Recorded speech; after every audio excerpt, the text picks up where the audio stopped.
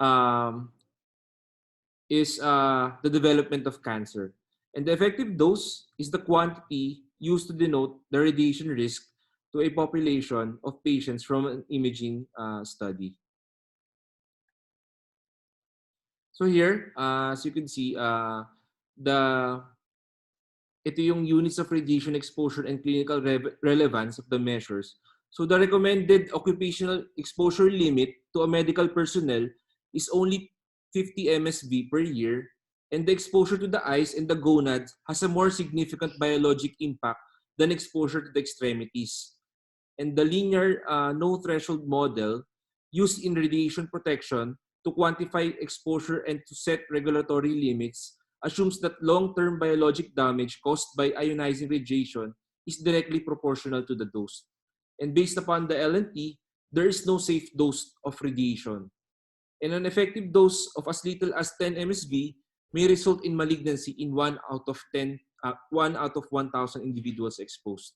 So doon pa lang, especially when we do PCNL, we have to be careful kasi nga, yun nga sabi na yung eyes and gonads has an impact with regarding sa radiation exposure natin.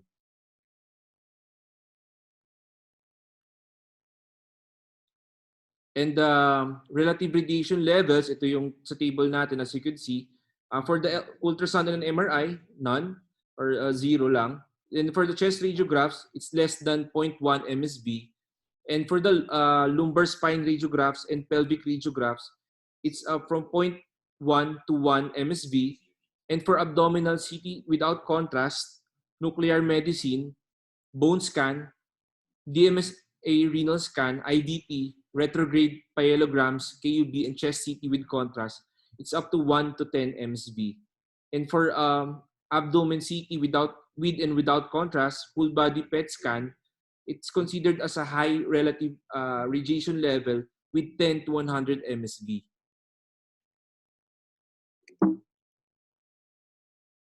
So the major mechanism for reduction of radiation exposure, we have to limit the time of exposure and maximize the distance from the radiation and the shielding. So for protection, the radiation dose during fluoroscopy is directly proportional to the time of exposure and number of exposures. So yung fluoroscopy natin, we should minimize by using short burst and last image hold and maintaining the maximum practical distance from an active radiation source significantly decreases the exposure to the medical personnel. And position the image intensifier as close to the patient to reduce scatter radiation. And standard aprons, thyroid shields, radiation-resistant eye protection, and leaded gloves are a must. And culminating to the minimum required visual fluoroscopy field reduces the risk of exposure to the patient and the operator. So here are the different, for the contrast media that is being used for our radiologic procedures, there are classifications of reactions. We have mild, we have moderate reactions, and we have severe reactions. And it's further subdivided into allergic reactions and physiologic reactions. So you could see na lang sa slides natin. So for the mild reactions, it's usually a self-limiting signs or symptoms. For the moderate, usually it requires medical management and may become severe if not treated. For the severe reactions, it's usually a life-threatening and may result in morbidity or mortality if not treated. And cardiac arrest may occur from allergic-like as well as physiologic adverse reactions. So for the allergic-like reactions, usually it manifests in a similar manner to allergic reaction, usually idiosyncratic and differ immunologically from the true allergic reactions. And the exact mechanism is not known, but is combination of systemic effects. And not being shown to result from a true IgE antibody immunologic reaction to the contrast media. And usually it is not dose dependent. So there are 4 mechanisms which may play a role in the allergic-like reactions. One is there's a possible release of vasoactive substances, including histamine. There's also the activation of physiologic cascades like the complement, the kinins, the coagulation, and fibrinolytic systems.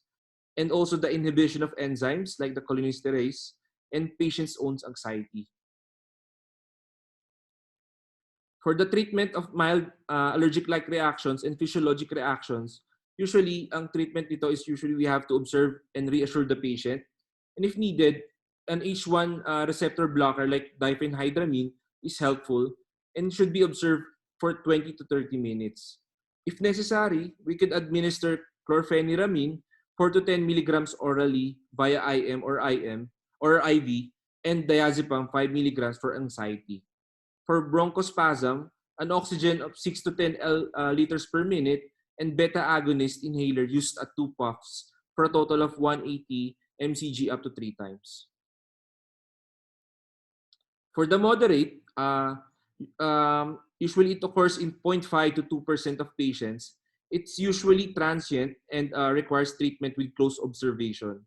If necessary, we may use hydrocortisone or beta agonist inhalation for bronchospasm, bronchiolar dilators 2 to 3 puffs. And for bronchospasm, we could also give the oxygen 6 to 10 liters per minute and beta agonist inhaler used at 2 puffs for a total of 180 mcg up to 3 times, and epinephrine can also be added. For the severe allergic-like reactions and physiologic reactions, it's usually life-threatening and immediate treatment is required. So a rapid administration of epinephrine is the treatment of choice, and or slowly into a running IV infusion of saline and repeated every 5 to 15 minutes as needed. The maximum dose is 1 ml, and if no IV access is available, recommended IM dose of epinephrine is 0.01 milligram per kilogram of 1:1000 dilution to a maximum of 0.15 milligrams and of 1:1000 of less than 30 kilograms is injected IM in the lateral thigh. Antihistamines do not have a role in severe types. So, one of the most explained by in the chapter na we could also give pre-medications for our patients who are undergoing contrast radiography. So pre-medications include prednisone and methylprednisolone. So there is no known pre-medication strategy that will eliminate the risk of severe reaction to contrast media. However, regimens suggested in the literatures are the following, like corticosteroids, antihistamines, H1 and H2 antagonists, and ephedrines. For the pre-medication strategies, usually the oral administration of steroids is better than IV administration. And if unable to tolerate the oral, may give hydrocortisone 200 milligram per IV. And steroids should be given at least 6 hours before the injection of the contrast media, regardless of route of steroid administration. And for supplement, so I know how it works. I get a 13% cut of the cost. How about this? You do your job. Or for supplemental administration of H1 antihistamine. Boss Gabs, i-unmute mo yun mo. Si Boss Gabs, i-unmute. Ano yung unmute ko? Mute. Mute niyo yung mic, sir. Teka, Naka-mic ka, Boss Gabs. Try ikaw na sa daddy. Sige. Hindi. Yan. Okay na. So, supplemental administration of H1 antihistamine may reduce the risk of urticaria, angioedema, and respiratory symptoms. And although rare, allergic reactions have been reported after extravascular instillation of contrast agents, like when doing RGPs. And in patients with positive history of previous severe reactions to contrast agents undergoing a non-vascular study, pre-medication with corticosteroids should be considered. So for the delayed contrast reaction, usually it can occur from 3 hours to 7 days after administration of contrast. And most common of the delayed reactions are allergic-like and cutaneous reactions. Most common reactions include a cutaneous santem of pruritus without urticaria, nausea, vomiting, headache, and flu-like symptoms may occur, and it also may resolve spontaneously. There's also a post-contrast acute kidney injury, wherein there's also an acute sudden deterioration in kidney function within 48 hours after IV administration of contrast medium.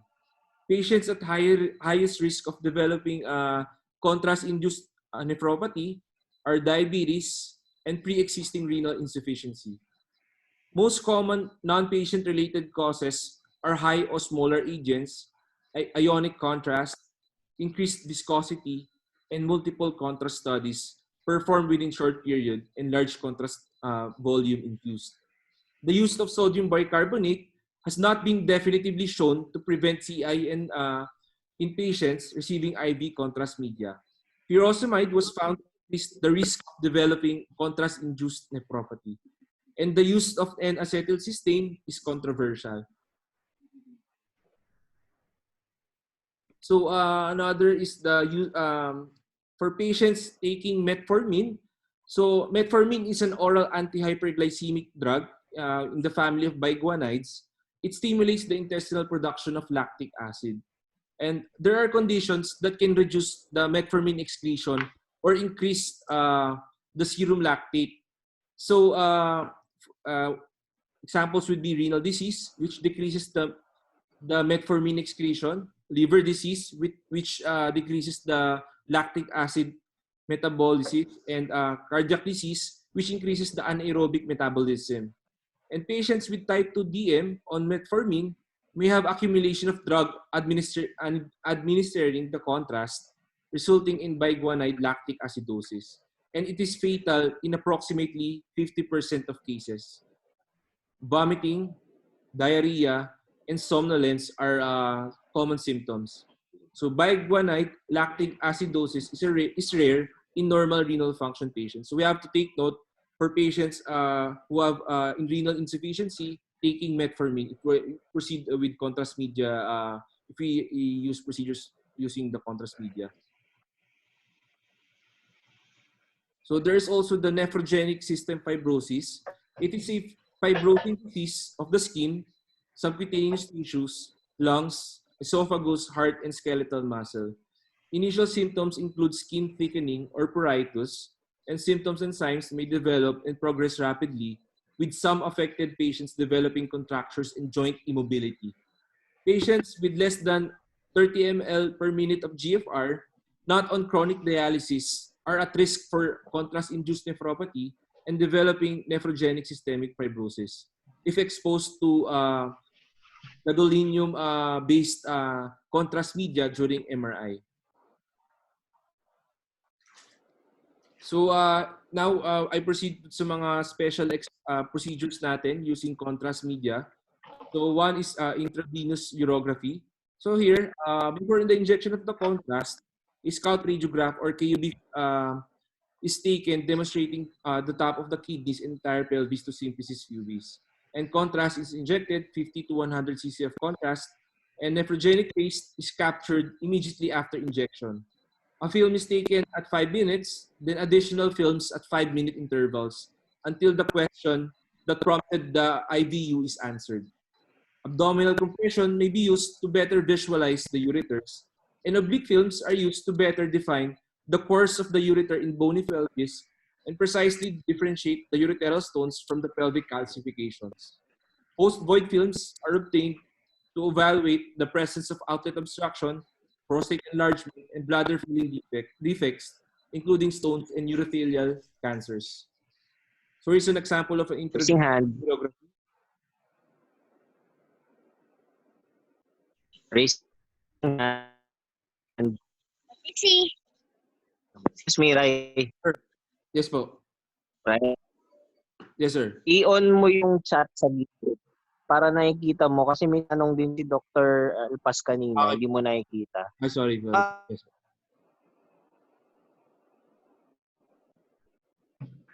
Usually, sir, yung sa sa epinephrine, sir, kasi parang nasa 1 milligram po yung yung epinephrine na available sa 1 ampule. So parang you have to dilute it pa din kasi ang dilution niya is 1:1,000. So kailangan pa din ng sterile IV for injection na doon mo i-dilute, sir, yung nung epinephrine po. Film po yan, sir. Sorry, film.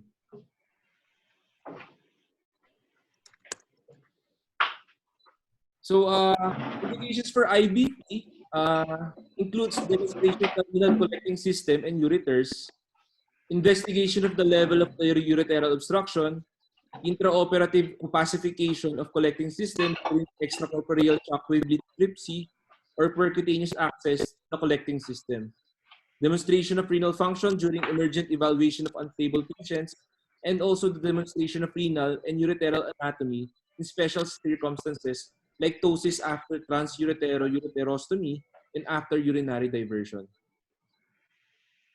And another procedure is abdominal radiography, and indications include the preliminary film in anticipation of contrast administration, assessment of the presence of residual contrast from a previous imaging procedure, pre and post treatment assessment of renal calculus disease, assessment of the position of drains and stents, and adjunct to the investigation of blunt or penetrating trauma to the urinary tract.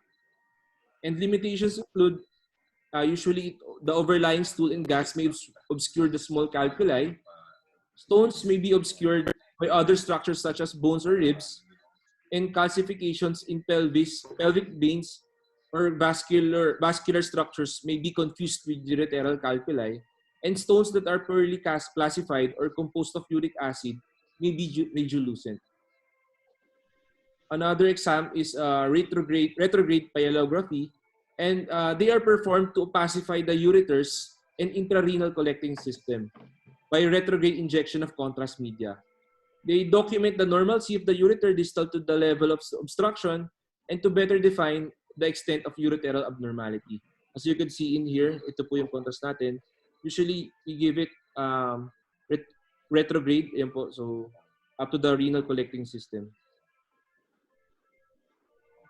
Indications for retrograde pyelography include evaluation of congenital ureteral obstruction, evaluation of acquired ureteral obstruction, elucidation of filling defects and deformities of the ureters or intrarenal collecting system, opacification or distension of collecting system to facilitate percutaneous access, and in conjunction with ureteroscopy or stent placement.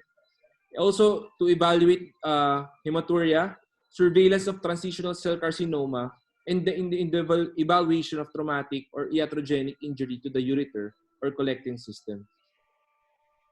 Limitations for RGP include when the bladder is involved in diffuse inflammation or neoplastic changes, especially when bleeding is present. So methylene blue or indigo tin disulfonate sodium to identify the ureteral or orifices, and changes associated with bladder outlet obstruction may result in angulation of the intramural ureters.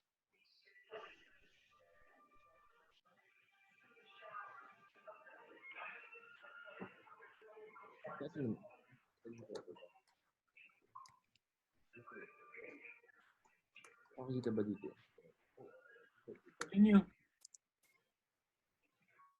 So complications for RGP, usually backflow occurs during RGP when contrast is injected under pressure and escapes the collecting system through 4 routes.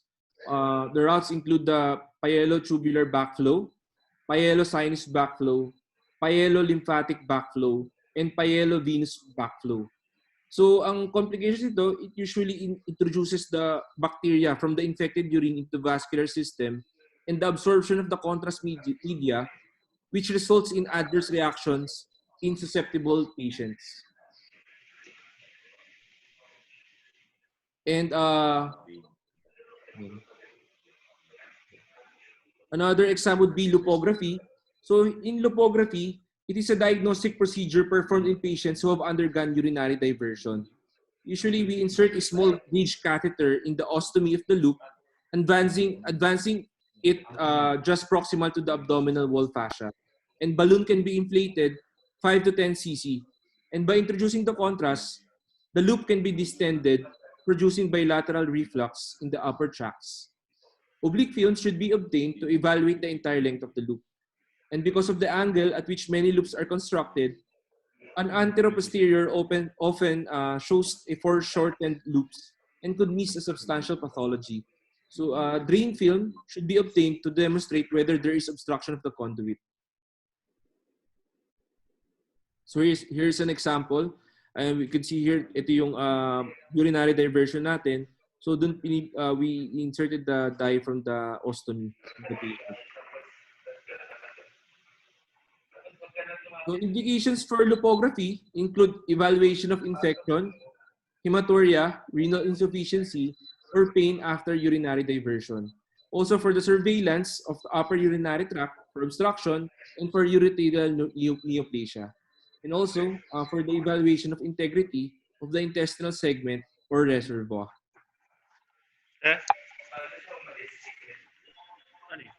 Another exam would be retrograde uretrogram. And here, we is for the evaluation of anterior and posterior urethra. And it's also beneficial in demonstrating the total length of a urethral which can be negotiated by cystoscopy. It demonstrates the anatomy of the urethra distal to a stricture, which may not be accessible by voiding cystourethropy, and patients in this position slightly obliquely to allow evaluation of full length of the urethra. A small catheter, usually a French 14, is inserted in the fossa navicularis with balloon inflated to 2 cc. And catheter is then treated by a catheter system. So here's a normal parts of the urethra. So we start from the fossa, then the penile urethra, then bulbomembranous, then the prostatic urethra, up to the bladder neck urethra. Sir. Sige, sir.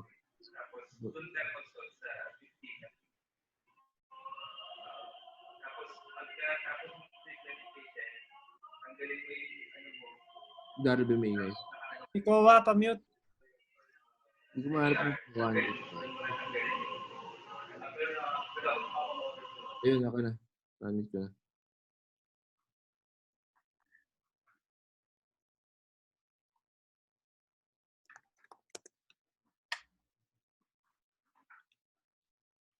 Okay, so indications for retrograde uretrogram include the evaluation of the urethral stricture disease to know the location and the length of the stricture, and also the assessment of foreign bodies, and evaluation of penile or urethral penetrating trauma, and evaluation of traumatic gross hematuria. Another exam would be a static cystography, wherein it evaluates the structural integrity of the bladder. The shape and the contour of the bladder may give information about the neurogenic bladder or bladder outlet obstruction. Filling defects such as tumors and stones may be appreciated, and bladder is filled under gravity with 200 to 400 cc of contrast depending on bladder size and patient comfort. And adequate filling is important to demonstrate intravesical pathology or bladder rupture. Oblique films should be obtained because posterior diverticula or fistula may be obscured by the full bladder, and post-drainage film completes the study. Indications include evaluation of intravesical pathology, bladder diverticula, inguinal hernia involving the bladder, colovesical or vesicovaginal fistula, and evaluation of bladder or anastomotic integrity after surgical procedure, and evaluation of blunt or penetrating trauma to the bladder. Another would be voiding cystourethrogram, wherein it evaluates the anatomy and physiology of the bladder and urethra, and also provides information regarding the posterior urethra in pediatric patients, and used to demonstrate vesico-ureteral reflux.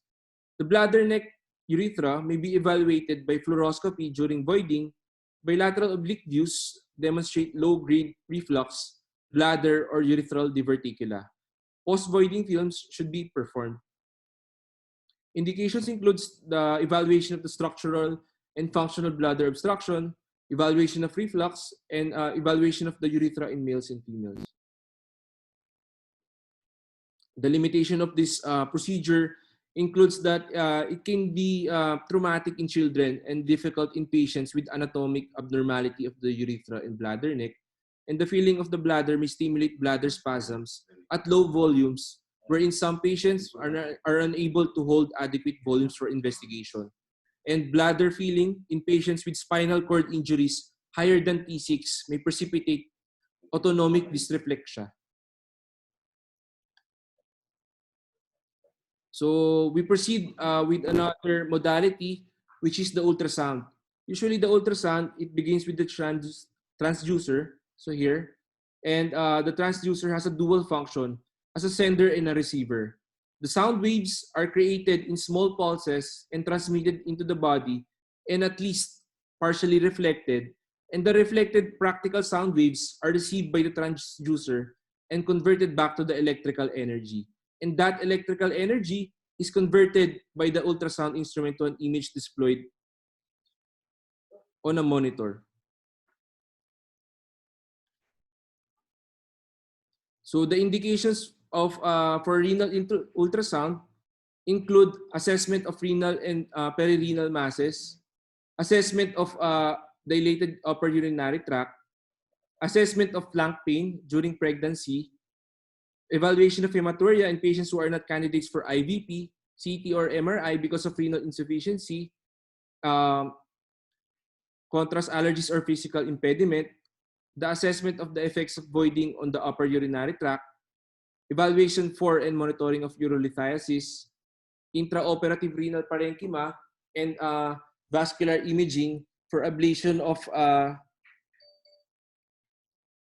renal masses, percutaneous access to the renal collecting system, guidance for transcutaneous renal biopsies, cyst aspiration or ablation of renal masses, post-operative evaluation of patients after renal and urethral surgery, and post-operative evaluation of renal transplant patients.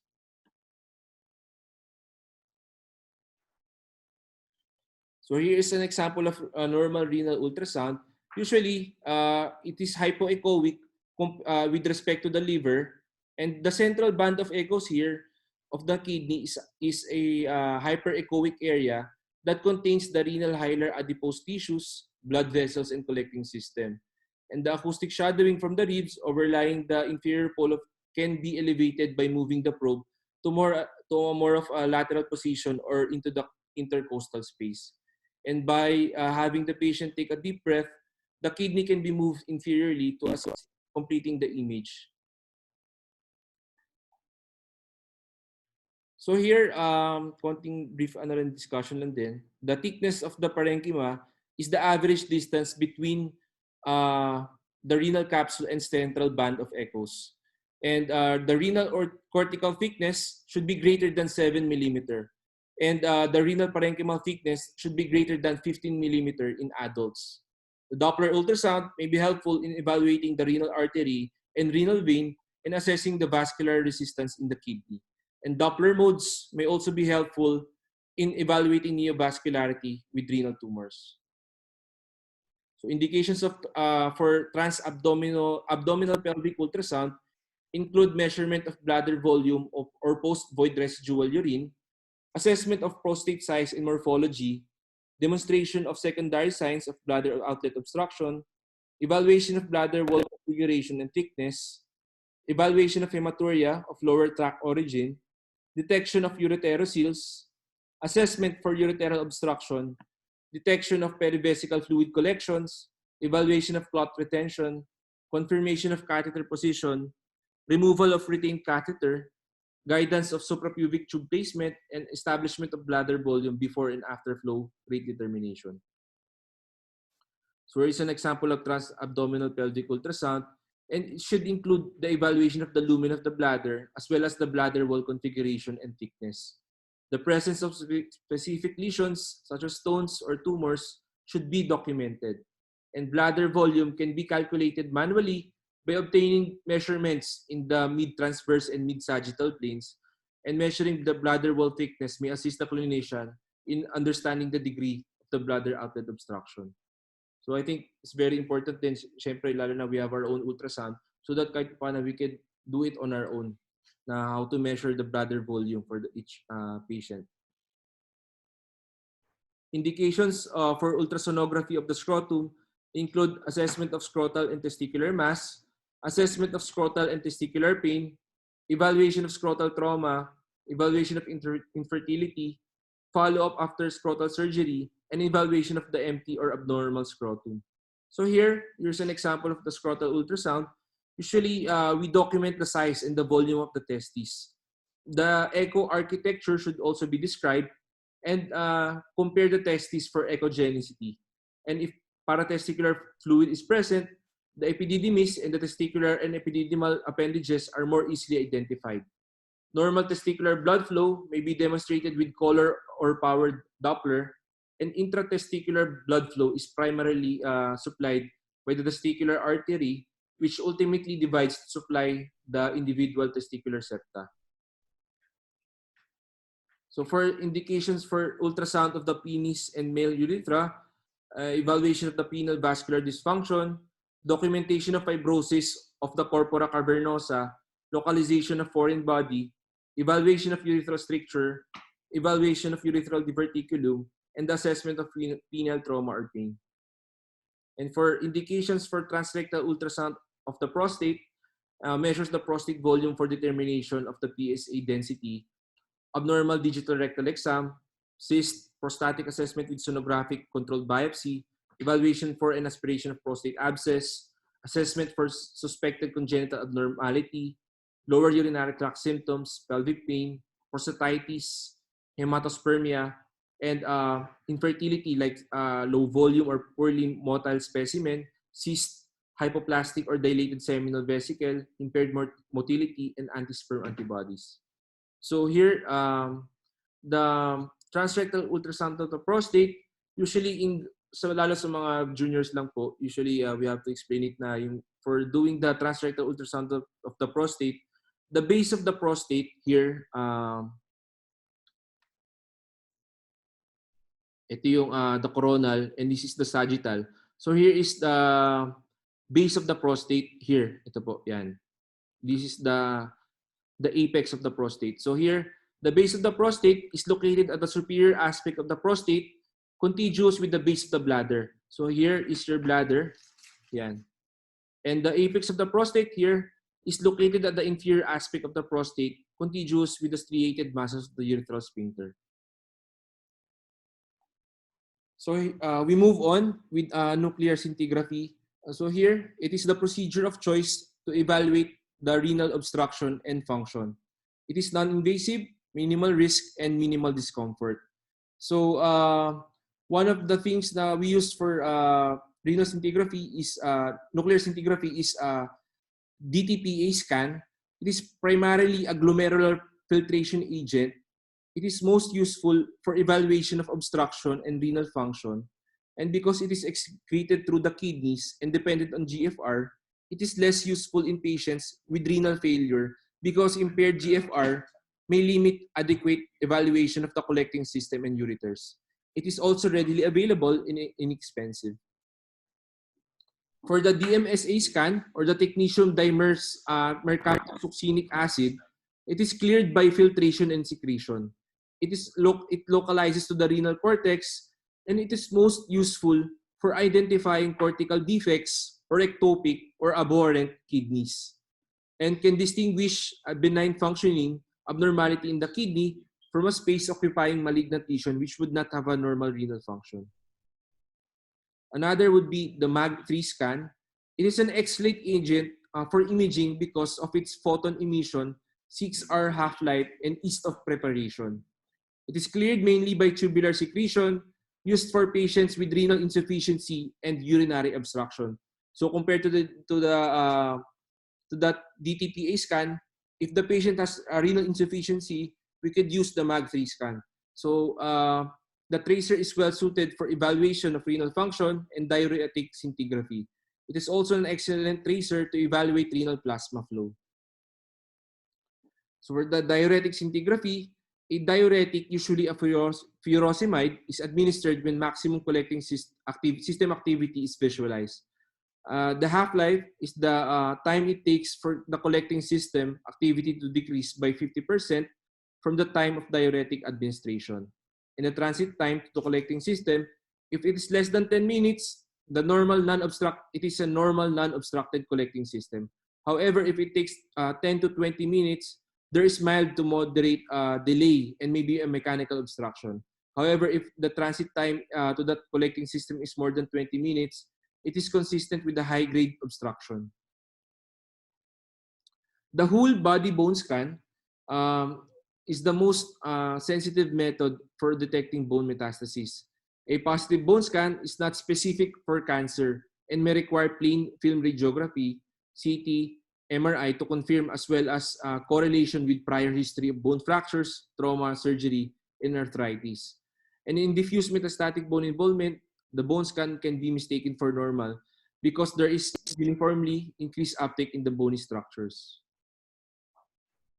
So another examination would be the positron emission tomography, or the PET scan.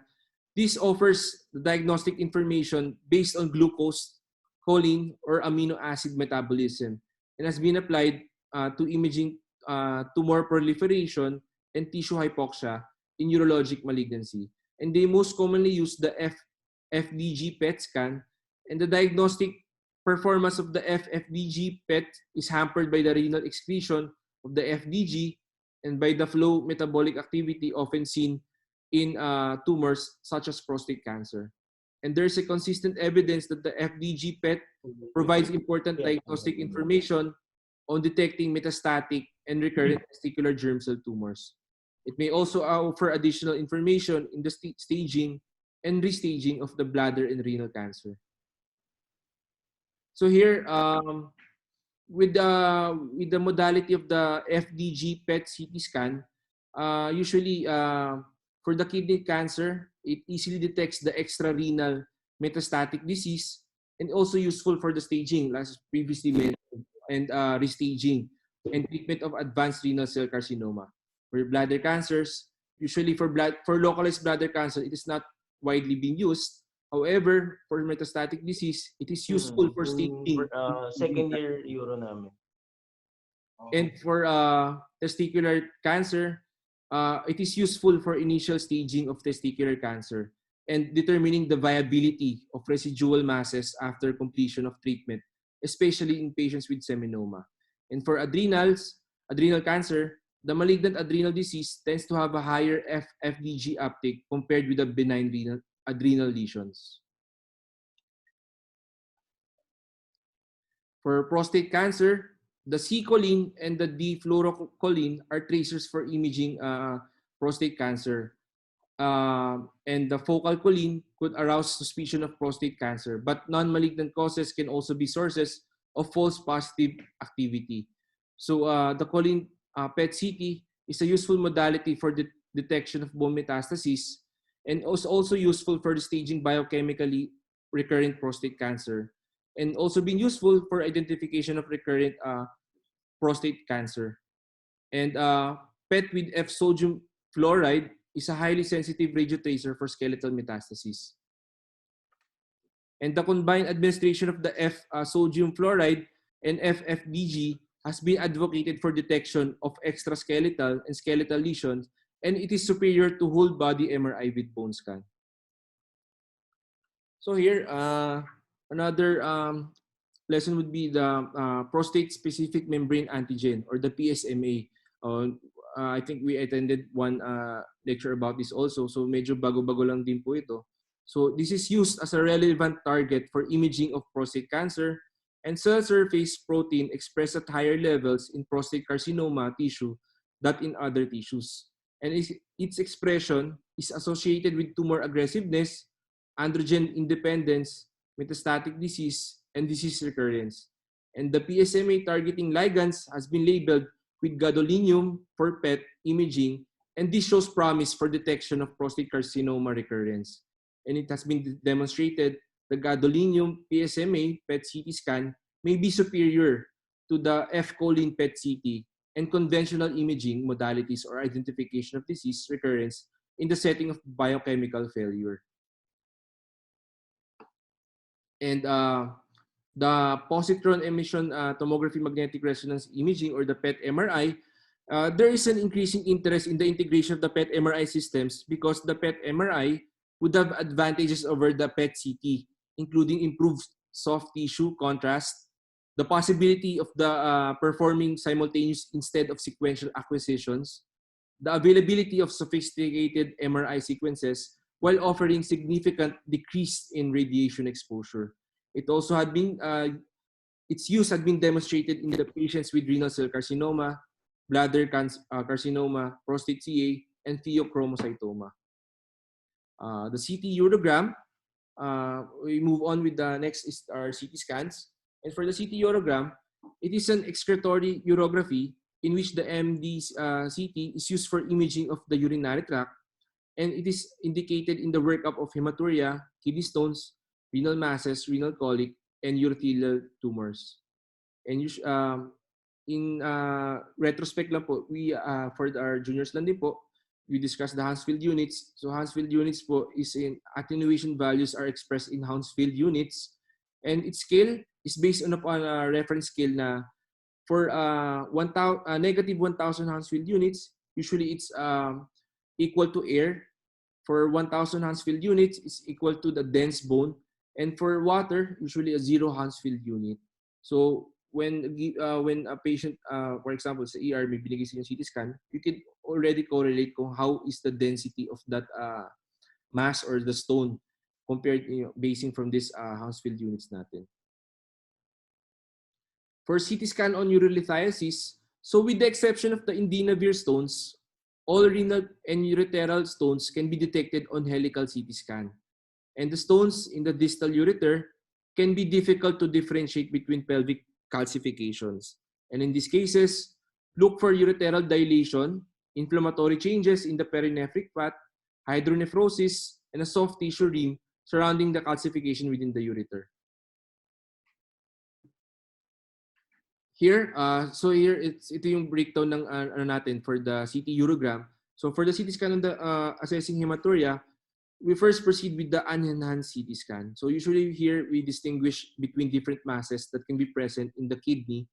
For the corticomedullary phase, we define the vasculature and the perfusion. And for the nephrogenic phase, it allows the sensitive detection and characterization of the renal masses. And for the last phase, the excretory phase, it allows the complete feeling of the collecting system and allows visualization of the ureter. So for the CT scan of the cystic and solid renal masses, so when an enhanced CT images of a renal mass are compared with the enhanced images obtained in the corticomedullary or nephrogenic phase, an increase of Hounsfield unit by 15 to 20 confirms the presence of a solid enhancing mass, which is usually renal cancer. However, if the presence of fat was noted with less than 10 Hounsfield units, it's usually a diagnostic for angiomyolipoma. And for complex cystic masses are usually characterized by the Bosniak classification system, which is will be also discussed further on chapters regarding benign and renal masses. And the most important criterion used to differentiate a lesion that should be considered for surgery versus a non-surgical lesion is the presence or absence of tissue vascularity or enhancement. So here, we have the for class 1, the simple cyst. Class 2 is minimally complex. 2F is minimally complex. And 3, indeterminate. And 4 is clearly malignant. Usually, the one up to 2F is we only observe the patient and reassure the patient. However, for 3 and 4, here we can do surgery, like partial or total nephrectomy. So we proceed with the MRI. The MRI is an excellent signal contrast resolution of tissue, soft tissue, without the need for IV contrast. Images are described as T1 or T2 weighted, sorry for the typo. And on T1 weighted MRIs, fluid has a low signal intensity and appears dark. And on T2 weighted MRIs have a high signal intensity and appear bright. So here, for example, when doing in evaluating the adrenal MRI, so for different adrenal pathologies like adrenal cortical carcinoma, pheochromocytoma, cyst adenoma, myelolipoma, lymphoma, hematoma, neuroblastoma. So here we could this is a great table na we could study with regarding sa when we are reading the MRIs, this is the indications na mga makikita natin na, for example, for adrenal cortical carcinoma, usually it's intermediate to high T2 signal with less than 10 Hounsfield units. So, yun po. So, we can look back on it na lang. For renal MRI, usually for clear cell carcinoma, it's high signal intensity and heterogeneous. For papillary, it's usually low signal. And for oncocytoma, it's high T2 weighted, almost the same as the chromophobe carcinoma. Another new modality for us urologists is the multi-parametric MRI. It consists of the anatomic and functional imaging techniques, and the anatomic should include the T1 and T2 weighted images, and functional imaging include the DWI with ADC maps and DCE sequences, and possibly spectroscopy. The initial T1 weighted sequences are obtained to determine if hemorrhage is present within the prostate, and the T2 weighted sequences provide anatomic information. It should include a triplanar, the coronal, axial, and the sagittal cuts, or comparable sequences. The DWI assesses the diffusion of water within the magnetic field, and the ADC value computed from the DWI shown to correlate directly with the Gleason score for the patient. So here is an example of a multi-parametric MRI, and we correlate it with the prostate imaging radioactive data system, or the PIRADS, wherein the PIRADS 1 is very low and PIRADS 2 is low, 3 is intermediate. Usually for this 1 to 3, we only is clinically insignificant, and usually we only observe the patient. However, for 4 and 5, high and very high, usually we clinically correlate it, and we can advise the patient for biopsy, prostate biopsy. So it is a potential new tool that can detect, quantify, stage, and influence treatment planning for patients with prostate cancer, and correctly select patients with low-grade or low-volume disease for active surveillance with an accuracy of 92%. It also provides information on possible bone involvement or lymphadenopathy at the time of diagnosis. Okay.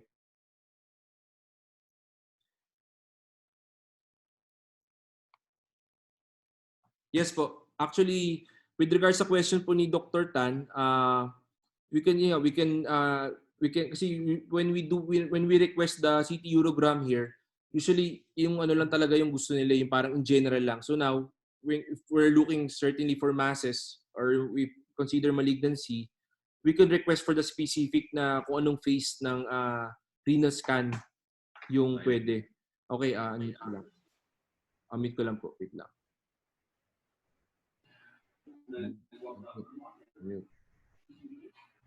Yan, meron kang bone scan? Yes, sir. Short lang po yung discussion regarding sa bone scan po nung sa chapter po ng diagnostic.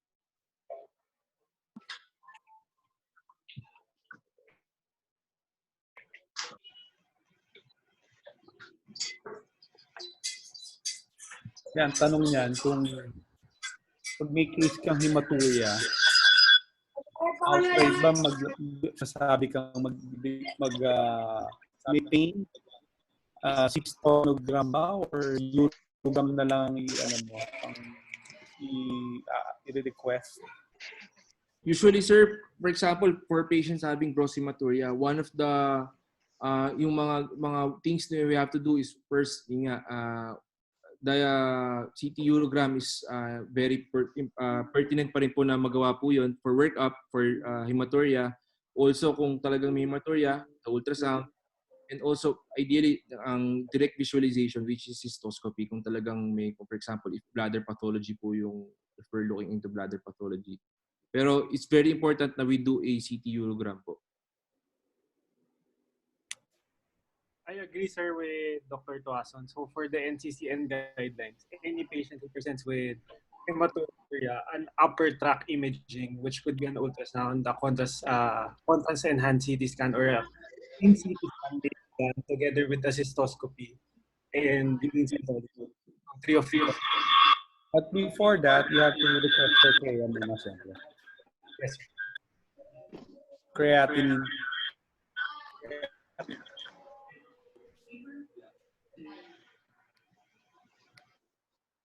Is it any level of creatinine is acceptable for all the contrasts? Anong specifically, sir? Level. Is there an acceptable creatinine level Usually, sir, for all the contrasts?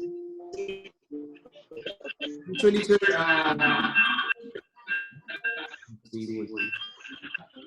for the context, usually, sir, we have to take note of this na, for example, patients having kidney deficiency. So there's still that risk na they might have a contrast-induced nephropathy. So yun nga, that's why we refer our patients to the nephrologist. So they would explain how many the percentage of them having the contrast-induced nephropathy. So may acceptable level, 130, 150. When do we seek nephro prior to media? Usually, sir, the normal level of creatinine is nasa ano, sir, from 0 to 110 per mil or between 0 to 85 milligram per deciliter. So usually that level, we don't there's no problem to do any contrast studies for the patient. However, if there's like an equation for it or maybe there's an equation, then we could refer the patient for CI in this classification. Ryan, correction lang ha. Your creatinine will never be 0 ha. Sir, sorry sir. Opo. Patay na yun siguro. 0. Sorry sir. 60 to 110. 60 to 110, sir.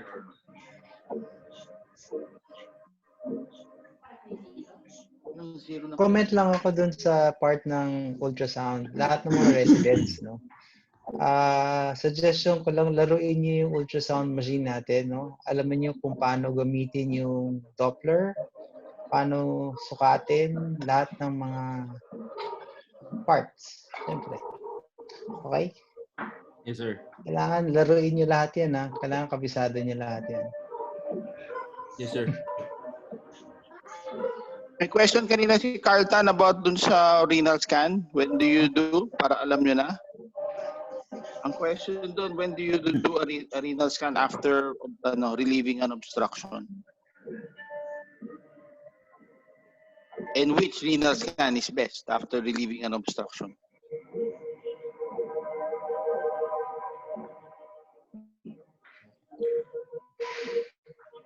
DDPA, DMSA. Tatlo yung nirection nyo. Parts DDPA, na yun, DMSA, tsaka MAG3. For ureteral obstruction, sir, MAG3. we can request for a MAG scan, sir.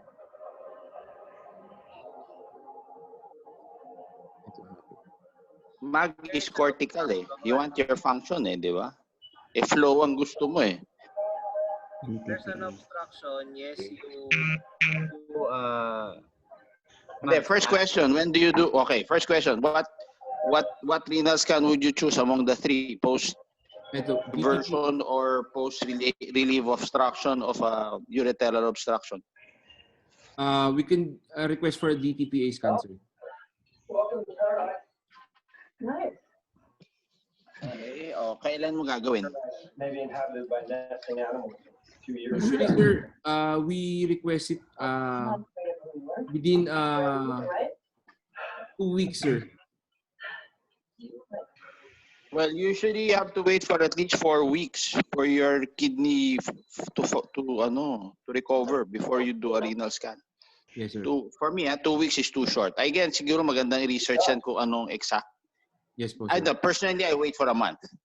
Okay po. Pero I think 2 weeks is too short. I don't know, magandang pa-research niyan. I think that would be a follow-up question. What is the real time for you to do a renal scan on a diverted patient na?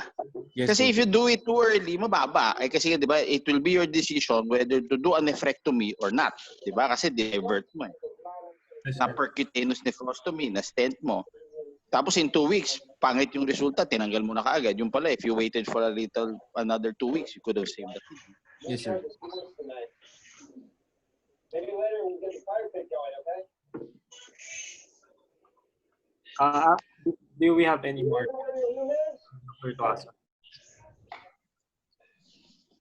If none, Nga pala, yung just be cautious na lang yung regarding nga yung yung mga patients natin taking metformin. Di ba nabanggit nga ni Ryan regarding nga dun sa may kidney disease. So, yun lang naman. Kasi, Yes, sir. nakikita ko na yan sa mga aking IM duties eh. Kaya, I have a question also for, I don't know kung maganda research. Di ba napansin nyo gumagamit sila ng acetylcysteine prior to... Yes, sir. Actually, in practice, sir, dito rin ginagamit, nire-request din po nila. However, based on Campbell, it is controversial daw with the use of the N-acetyl. Wala pang proven talaga, sir, na effect yung N-acetylcysteine, sir.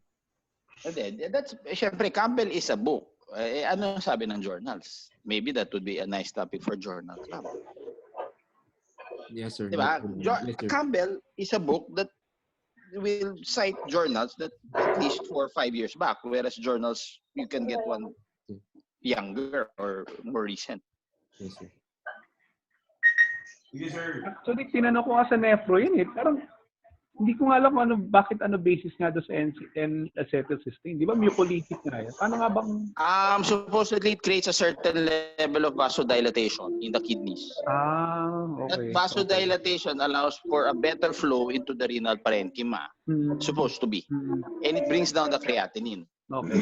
Pero may certain, alam ko, 5 days lang ata bang bibigyan yan? Saka 5 days din, tsaka ulitin yung CREA eh. Parang ganun.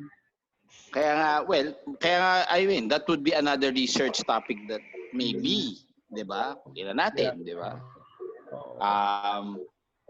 Ako personally, minsan yung ibang pasyente, pagkatapos mo operan, tataas ang tray, di ba? Do you just wait? O mas mabilis ba pagbigyan mo? Ganun. I don't know. Research Ayan, yung mga dito pumapasok ng Euro, yan, no? Pwedeng research paper yan, no? Kasi wala naman siya masyadong ethical issue kasi wala ka naman dinadamage din sa tao. Stricto naman yung IRB nyo dyan. Oo. Mahigpit nga IRB dito eh. Isa sa mga member dyan si Lenny, no? Nasa loob na pala si Lenny eh. Pwede na ipasa lahat ng research. Saling pusa lang ako dyan. Ay, buti na lang may insider na